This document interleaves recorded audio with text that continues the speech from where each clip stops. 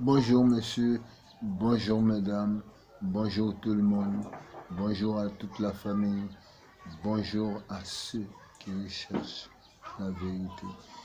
Bonjour aux érudits, ceux qui disent qu'ils recherchent la vérité. Bonjour à eux qui ont pour charge de nous guider. Ils sont dans les temples, dans les églises, ils sont dans les mosquées. Bonjour à tous ceux qui sont savants. Qu'est-ce qu'ils nous disent? Voici le Covid-19. Le monde a choisi le mal depuis qu'on a choisi Barabbas, depuis que Pilate a demandé au peuple libérer Barabbas ou libérer Jésus. Et le peuple a choisi libérer Barabbas, c'est-à-dire libérer le mal, condamner le bien, et Jésus fut condamné.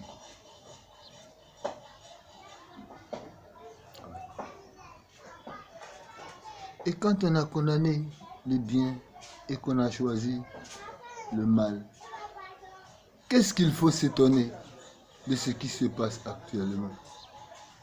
On dit, il y a des révoltes dans le monde, il y a des maladies dans le monde. Eh bien, on a choisi le mal. Nos premiers pères avaient créé le veau d'or. Ils avaient fait que Moïse s'était indigné. Il ne comprenait pas ce peuple. Pourquoi un veau d'or? Cependant que notre Dieu est vivant, il est existant, il est l'Éternel, il est celui qui est le maître de toutes les armées, armées de toutes sortes, des remparts, des oiseaux qui volent. On ne peut tout dire. En un mot,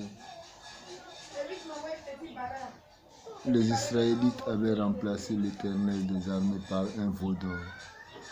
Et leurs enfants qui ont choisi le mal, c'est-à-dire Barabbas, sont allés à leur tour se créer une ressemblance du veau d'or, c'est-à-dire la statue de Jésus.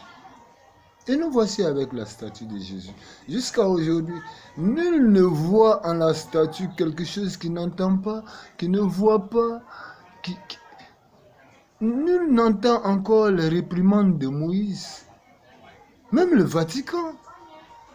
Tout le monde est devenu aveugle, sourd, muet.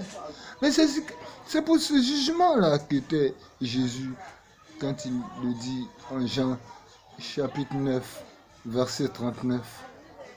Je ne suis venu que pour un jugement, que ceux qui ne voient pas voient, et que ceux qui voient soient aveugles.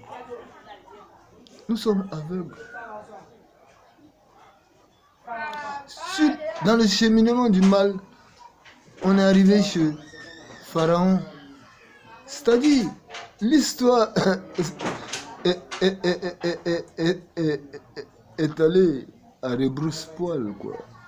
On est retourné dans l'histoire après avoir choisi Barabbas. Et nous arrivons chez Pharaon, au mépris de tous les miracles que Dieu a fait, puisqu'on l'aura rejeté en choisissant Barabbas. Il y a des millions de pharaons aujourd'hui sur la terre. Ils retiennent les hommes. Mais savent-ils qu'ils retiennent les hommes? Non, puisqu'ils vivent de notre division, de la division des hommes. Une sorte de démocratie qui se fonde sur la division des hommes, pour régner sur les hommes, pour tyranniser les hommes. Qu'est-ce qu'il faut faire? On les voit. On les appelle la matrice. Ils ont le monde en main. Ils se reconnaissent. Ils ont fait renaître Sodome. Ils font renaître Gomorrhe. Ils ont légalisé Sodome. Tout ce que Sodome faisait. On dit, Le père se dresse contre le fils se dresse contre le père. La mère se dresse contre la fille se dresse contre la mère. Mais est-ce que ce sont des choses qui ne nous ont pas été dites d'avance, qui arriveraient dans la suite des temps si on baptisait Jésus après lui? Le nom Jésus est descendu et quelques siècles, dirons-nous, les hommes ont ajouté Christ là-dessus et c'est devenu un faux nom. Et le faux nom est ce qui divise toute la terre. À cause du faux nom, l'humanité souffre. Il le dit en Matthieu chapitre 24, verset 9. Et c'est ce faux nom-là qu'utilisent les faiseurs de miracles, les faiseurs de guérison aujourd'hui, qui s'en vont chez les guérisseuses traditionnelles apprendre leur science et qui reviennent dans les églises et ils disent: ah, toi, et toi, qu'est-ce que tu as fait hier? Et voici. Ils développent l'art divinatoire. Bon, ils font le contraire des choses. C'est-à-dire que l'action de l'homme est devenue contradiction. Mais comment s'en sortir? Les voici, ils ont ce faux nom de Jésus-Christ. Ils font des miracles, ils font des guérisons.